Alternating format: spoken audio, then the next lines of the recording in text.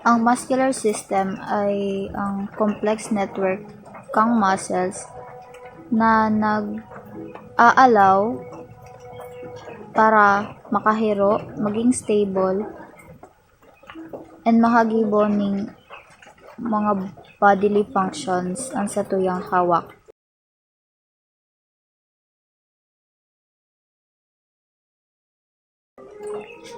So, igwa nining tulong main types kang muscle tissue. So, inot, skeletal muscles. Ang skeletal muscles ay naka-attach sa buto sa pamamagitan kang tendons. Sunod naman ay ang cardiac muscles.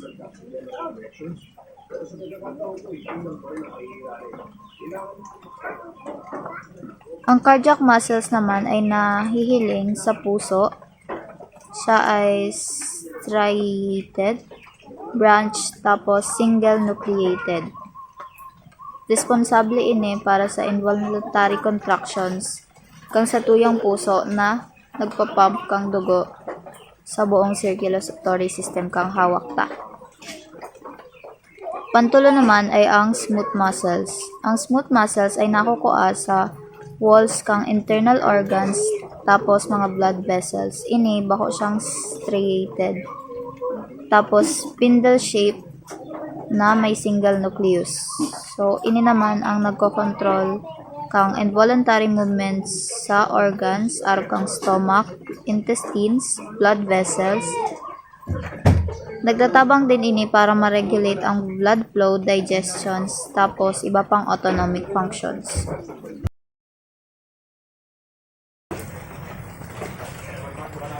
Ang inot na type kang muscle fiber ay ang type 1.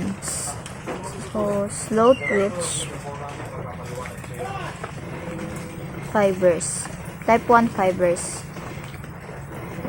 Ang speed of contraction niya is mabagal, mataas ang resistance sa fatigue, tapos primarily aerobic gamit ang oxidative phosphorylation ang energy production niya. Mataas ang mitochondria density, pati ang capillary density, tapos myoglobin density. So, yung myoglobin content niya, mataas din ang sa iyang capillary density, tapos ang myoglobin content. So, yung myoglobin content niya ang nagtatao sa iya ng pula na kulay. Ang force production niya is hababa. Halimbawa kang activities, long distance running, marathon, swimming. Type 2 A. Ang type 2A is ang fast twitch oxidative fibers. Ang speed kang contraction niya is katamtaman, parehas kang resistance sa fatigue. Ang energy production naman is pareho sa aerobic, tapos anaerobic. Mitochondria density is intermediate to high. Ang capillary density naman is katamtaman. Ang myoglobin content katamtaman lang din. Pati ang force production is katamtaman. Halimbawa kang mga activities, middle distance running, high intensity interval training. Number 3, type 2B, fast twitch glycotic fibers. So ini man is ang speed kang contractions niya is makaskas, ang resistance sa fatigue ay hababa. Ang energy production niya ay primarily anaerobic gamit ang glycolysis. Ang mitochondria density niya hababa, capillary density, tapos ang myoglobin content is hababa.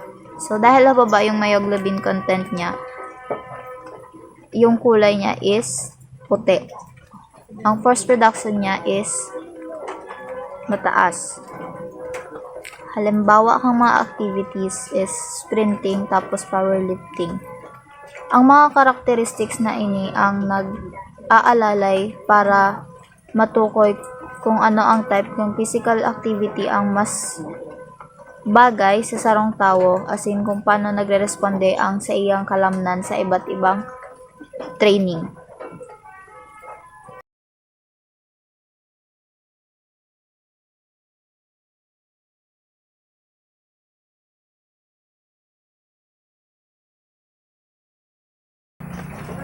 Mga nutrisyon na kaipuhan para sa pag-maintain as in pag-enhance kang muscular function.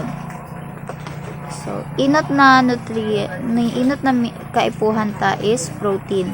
Importante ini para sa muscular repair pati sa growth. Kaipuhan na sapat ang protein intake hali sa mga sources araw kang karne, sira, tapos sugok.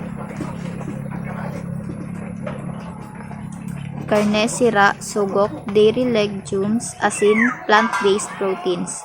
Ang recommended na intake magkakaiba pero kadalasan 1.2 to 2.2 grams per kilogram ng body weight kada aldaw base sa activity level. Panduwa naman is ang carbohydrates. Ang carbohydrates ang nagtataoning pangunahing energy source para sa muscle contractions. Ang pag-consume ng complex carbohydrates arog kang whole grains, mga prutas, tapos gulay, pwedeng magsuporta sa sustained energy levels. Ang carbohydrate needs ay magkakaiba base sa intensity as in duration kang mga activities na ginigibo. Pantulo naman ay ang fats. Importante ini para sa hormone production as in sa satuyang overall health.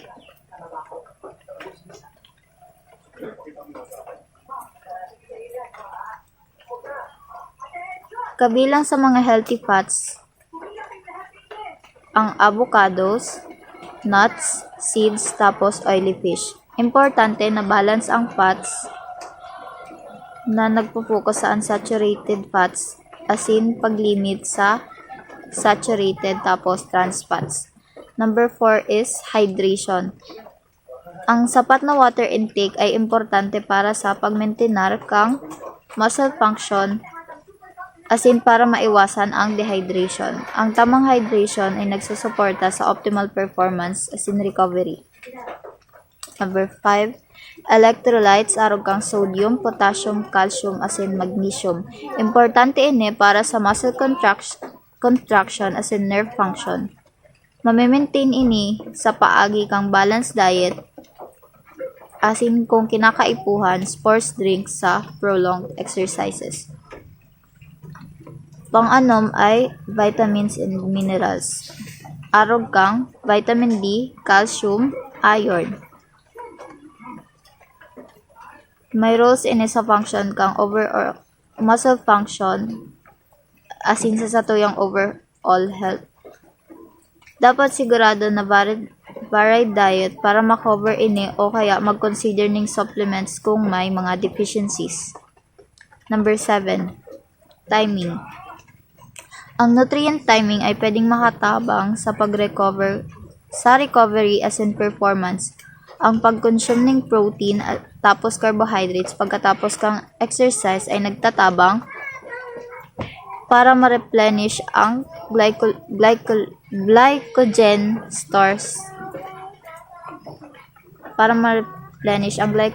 stores. Tapos muscle repair. Number 8, overall balance. Ang well-rounded diet na may iba't ibang nutrients na nagsusuporta sa overall health tapos muscle function. Dapat naiwasan ang extreme diets tapos masiguro na sapat ang caloric intake para sa energy expenditure. Ang tamang nutrisyon ay nagsusuporta sa muscle growth, repair, tapos overall function na nag-optimize sa performance tapos recovery kang sa tuyang muscular system.